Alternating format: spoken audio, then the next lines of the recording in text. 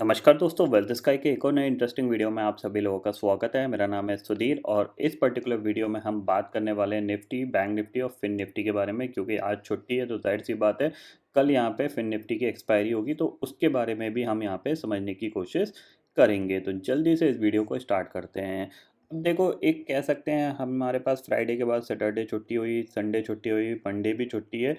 3 दिन के बाद अब मार्केट कल कहाँ खुलेगा वो ज़्यादा इंपॉर्टेंट होगा, क्योंकि कल की ओपनिंग ही डिसाइड करेगी कि मार्केट का ओवरऑल ट्रेंड किस साइड हो सकता है। तो उसके लिए हम अंडरस्टैंड करते हैं, ग्लोबल मार्केट को देख लेते हैं एक बार, करेंटली उनके फ्यूचर्स कैसे ट्रेड कर रहे हैं। तो इंडेक्सेस फ्यूचर्स में जाओगे तो डाउ फ्यूचर करीब 170 पॉइंट ऊपर है और नैस्डैक फ्यूचर करीब 100 पॉइंट ऊपर है।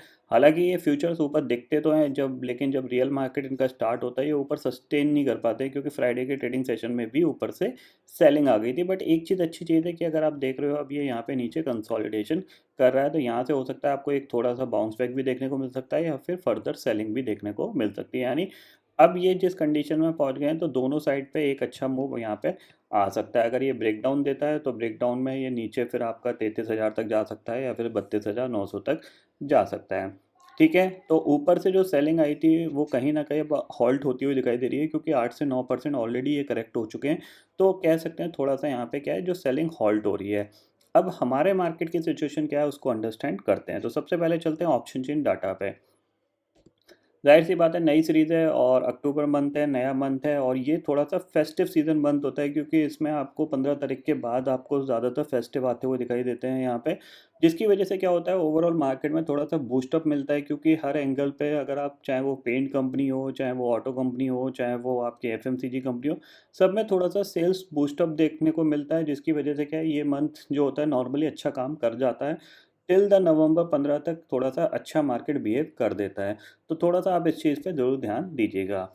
ऑप्शन चेन डाटा पे अगर हम देखें यहाँ पे, तो करंटली अगर आपको देखने को मिलेगा, तो जैसा कि मैं आपको बोल रहा था, सबसे पहले अगर हम ऑप्शन चेन डाटा को देखें तो 19,000 जो 600 की पुट है वहाँ पे आपको दिखेगा करीब करीब 71 लाख का ओपन इंटरेस्ट खड़ा हुआ है। 19,600 की कॉल पे 37 लाख का ओपन इंटरेस्ट खड़ा हुआ है। 19,700 की कॉल की बात करें, 67 लाख का ओपन इंटरेस्ट है और पुट पे कितना है, 31 लाख का ओपन इंटरेस्ट।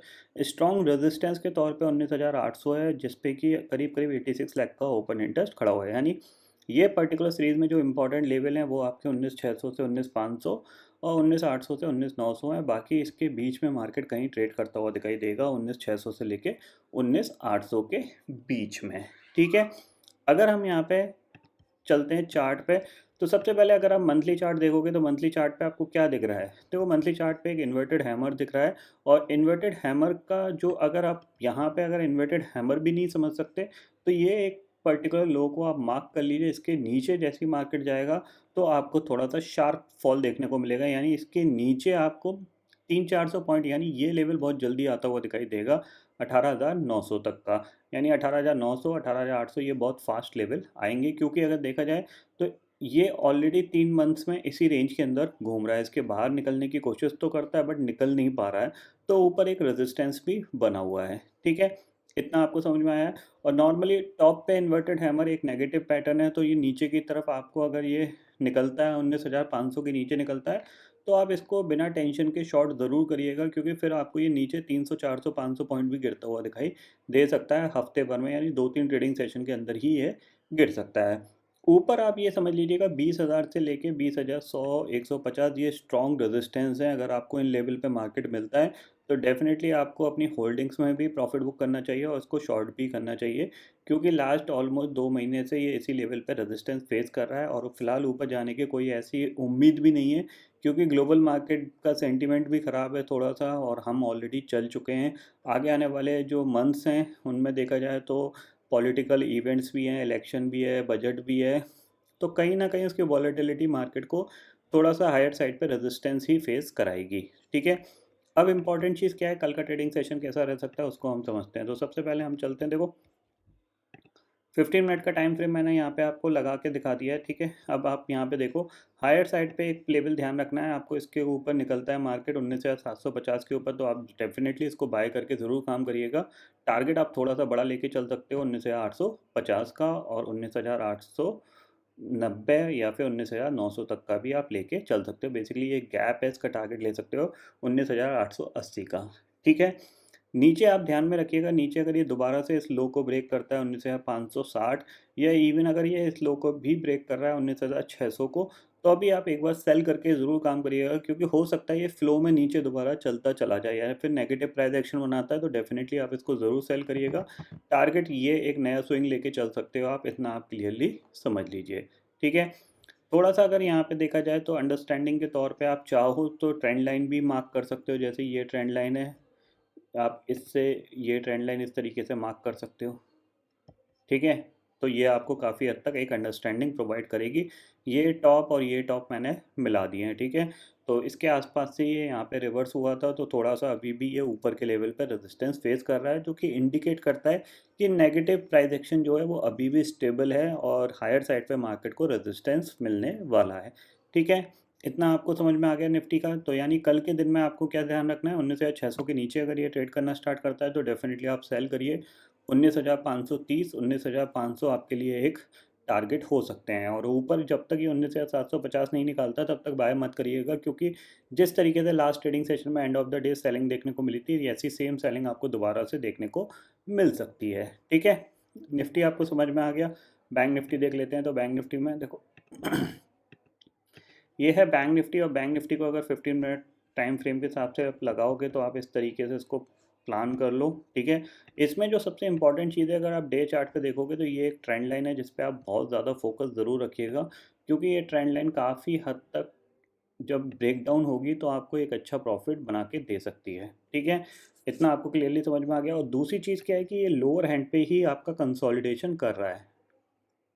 ठीक है, आपको दिख रहा है लोअर एंड पे कंसोलिडेशन है, तो यहाँ से अगर एक कैंडल बड़ी बनी तो डेफिनेटली काफ़ी बड़ी बनेगी। मतलब मेरे को एक्सपेक्टेशन ये है कि जब भी ये ब्रेक डाउन हुआ तो 43,625 तक ये जा सकता है, या तो यहाँ से ये ऊपर की तरफ मूव करे या फिर इसको ब्रेक डाउन दे। जब भी इसको ब्रेक डाउन देगा तो एक बड़ी कैंडल आपको यहाँ पे बनती हुई दिखाई दे सकती है। ये पॉइंट आपको ध्यान में ज़रूर रखना है। ठीक है, शॉर्टर टाइम फ्रेम में चलते हैं। तो शॉर्टर टाइम फ्रेम में आपको क्लियरली ये रेंज दिख रही है। ऊपर जब तक 45,000 नहीं निकलता तब तक आप इसको बाय मत करिएगा, क्योंकि हायर साइड पे ये क्या है, रेजिस्टेंस फेस कर रहा है, कहीं पे भी ये नीचे गिर सकता है। जो भी बाइंग साइड की पोजीशन बनाना है वो थोड़ी सी कम क्वांटिटी में बनाना है, ये पॉइंट आप ध्यान में रखिएगा। अगर इसको मूव करना है तो डेफिनेटली कल का दिन इसके लिए बहुत अच्छा है ऊपर की तरफ मूव करने के लिए, क्योंकि कहीं ना कहीं ग्लोबल मार्केट में जो स्टेबिलिटी आई है उसका फ़ायदा हमारे मार्केट को मिल सकता है। और एक बार 45,000 ये निकालता है तो फिर ऊपर आपके पास जो टारगेट खुलेंगे वो 45,737 तक के खुलेंगे, ये ध्यान में रखिएगा। फिर ये 700 पॉइंट नॉन स्टॉप कोई इसके पास हर्डल नहीं रहेंगे और मूव कर सकता है। नीचे की साइड पे आपके पास देखो सिंपल सी चीज़, अगर ये दोबारा से 44,500 के नीचे जाता है या फिर आपका 44,400 के नीचे जाता है तो डेफिनेटली इसको ज़रूर सेल करिएगा, क्योंकि हो सकता है इस अटैम्प्ट में ये इसको ब्रेक कर दे और फिर नीचे जो टारगेट आपके पास 44,000 और 43,600 तक के ये आपको देखने को मिल सकते हैं। ठीक है, बैंक निफ्टी हो गया। यहाँ पे एक बार फिन निफ्टी पे भी नज़र डाल लेते हैं, क्योंकि कल इसकी एक्सपायरी होगी। तो डे चार्ट पे अगर आप देखोगे तो फिन निफ्टी भी अगर आपका देखा जाए तो लोअर हैंड पे ही ये कंसोलिडेशन कर रहा है। तो अगर आप यहाँ से भी इसको भी अगर आप चाहो तो इस तरीके से अगर आप जब ट्रेंड लाइन खींचोगे इस लो से, तो इसने कहीं ना कहीं ये इस ट्रेंड लाइन के आसपास होल्ड करने की कोशिश कर रहा है। आपको यहाँ पे दिख रहा है ये नीचे से ऊपर आया था, फिर इसने ब्रेक डाउन दिया और फिर दोबारा से इसके नीचे खुल के ऊपर आ गया था। ऊपर एक चीज़ ध्यान में रखना है, इसके लिए जो स्ट्रॉन्ग रेजिस्टेंस एरिया है वो आपका 19,870 से लेके 19,900 तक का आपके पास एक स्ट्रॉन्ग रेजिस्टेंस एरिया है फिन निफ्टी में। ठीक है, अगर आप चार्ट पे चलते हो तो आपको ये पर्टिकुलर एरिया जो है ना, यहाँ से लेके ये देखो, ये यहाँ से लेके आप इसको इस हाई से मिला लो। ठीक है, और ये एक स्ट्रॉन्ग रेजिस्टेंस एरिया है 19,890 से लेके 19,921 का। इसके ऊपर निकलेगा तब आपको ये फिर 20,000 तक के, इवन 20,000 क्या, फिर ये आपको अराउंड 20,075 तक का टारगेट आपको दिखा सकता है, ये ध्यान में रखिएगा। जब तक ये लेवल टूटते नहीं है प्रॉपरली, यानी प्राइस एक्शन इनके ऊपर पॉजिटिव नहीं बनता है, तब तक आपको थोड़ा सा अलर्ट रहना है ऊपर साइड पे, क्योंकि अगर ये दोबारा से नीचे जाना स्टार्ट हुआ तो फिर इसके लिए जो जो जगह है वो आपको यहाँ पे दोबारा से कहाँ तक की दिख रही है, अराउंड आपकी 19,610 तक की, यानी एक नया स्विंग लो तक की तो ज़रूर दिख रही है। ठीक है, इतना आपको क्लियरली यहाँ पे समझ में आ गया। तो निफ्टी हो गया, बैंक निफ्टी हो गया, ग्लोबल मार्केट मैंने ऑलरेडी आपको समझा दिए हैं। करेंटली डाउ फ्यूचर और नैस्डैक फ्यूचर पॉजिटिव हैं, तो हमारा मार्केट कल गैप अप खुल सकता है। गैप अप खुलने के बाद सस्टेन करेगा नहीं करेगा, ये बहुत बड़ी प्रॉब्लम वाली बात है और ये बहुत बड़ा क्वेश्चन भी है। नॉर्मली गैप अप के केस में मैं थोड़ा सा सेलिंग व्यू ही लेके चलूँगा, क्योंकि एक बड़ा गैप अप मार्केट में प्रॉफिट बुकिंग ला सकता है। ठीक है, तो आई होप दोस्तों ये पर्टिकुलर डाटा आपको समझ में आ गया होगा। दोस्तों फिलहाल इस वीडियो में इतना ही है। आई होप ये वीडियो आपको पसंद आएगा। वीडियो पसंद आता है तो लाइक और शेयर जरूर करिएगा और चैनल को जो सब्सक्राइब कर लीजिए, क्योंकि मैं सुधीर लेके आता रहूँगा हर दिन आपके लिए नए नए वीडियो। इसी के साथ शुक्रिया दोस्तों, जय हिंद।